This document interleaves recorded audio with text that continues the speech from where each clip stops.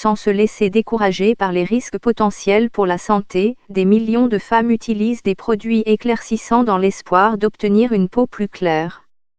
En Inde, 3 femmes sur 5 les utilisent, tandis qu'en Afrique et en Chine, elles sont 2 sur 5. Les experts disent que certains de ces produits peuvent causer des dommages non seulement à la peau mais aussi aux organes internes comme les reins. Comme tant d'autres en Asie du Sud, elle a décidé d'éclaircir sa peau avant son grand jour. Elle espérait une belle peau radieuse. 2 mois avant le mariage, je suis allée dans un salon et ils m'ont donné une crème pour blanchir ma peau. Après avoir utilisé la crème pendant une semaine, mon visage avait l'air plus clair, a-t-elle déclaré à BBC Sinhala. On devrait être fier de notre peau noire au lieu de se concentrer sur les listes d'invités et les courses pour son mariage. La jeune femme de 31 ans a fini par consacrer son temps et son argent à un traitement. La crème blanchissante qu'elle a reçue au salon de beauté ne faisait pas partie des produits de beauté autorisés au Sri Lanka. Libéria, le pays où la nationalité dépend de la couleur de la peau. Lupita Nyong'o critique Grazia qui l'a photoshopé. Des cicatrices sombres sont encore visibles dans le cou de Chiroma Pereira, même après un an de traitement. À la suite de nombreuses plaintes de ce type, les autorités sri-lankaises sévissent actuellement contre les ventes non autorisées de crèmes blanchissantes pour la peau. Des millions de personnes, principalement des femmes en Asie et en Afrique, font tout pour obtenir un teint plus clair. L'industrie mondiale de l'éclaircissement de la peau pèse 4,8 milliards de dollars en 2017 et elle devrait presque doubler pour atteindre 8,9 milliards de dollars en 2027.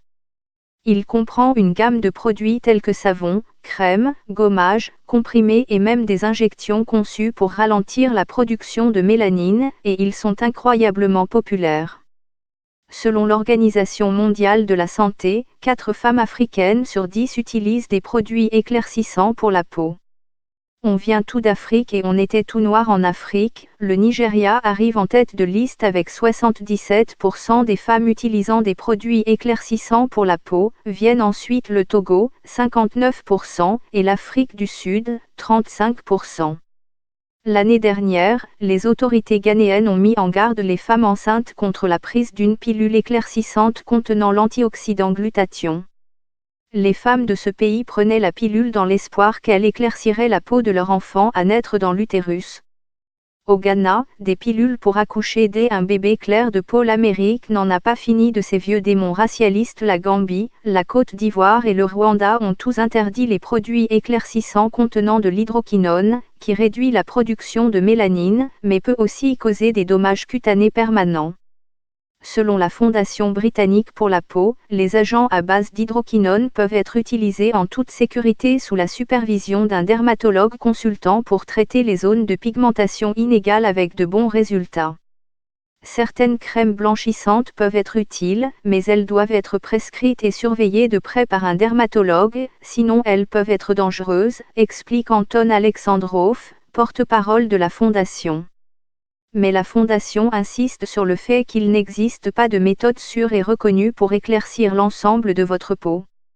Il n'y a aucune preuve que les crèmes que vous achetez dans le commerce peuvent aider.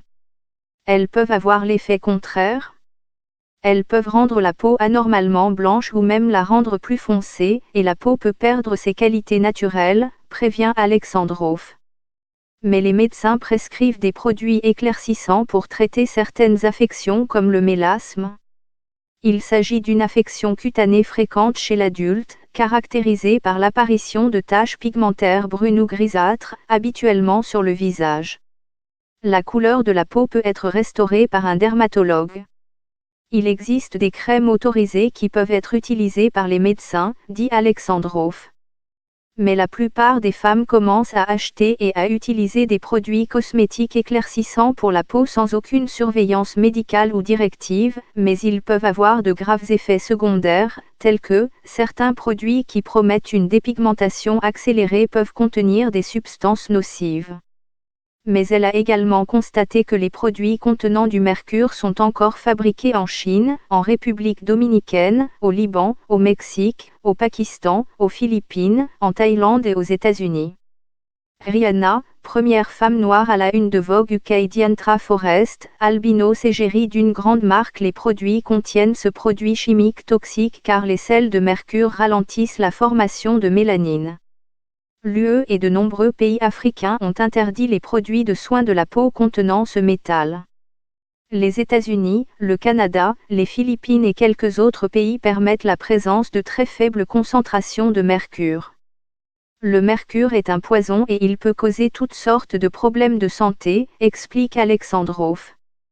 Les principaux effets néfastes du mercure inorganique contenu dans les savons et crèmes éclaircissants pour la peau sont, les gens supposent que les crèmes pour la peau sont sûres.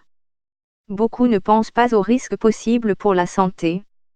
Nous devons nous inquiéter de cette attitude, souligne le dermatologue américain Xu Xu. Je suis toujours étonné quand mes patients me montrent différentes crèmes qu'ils ont achetées sans ordonnance, souligne-t-il.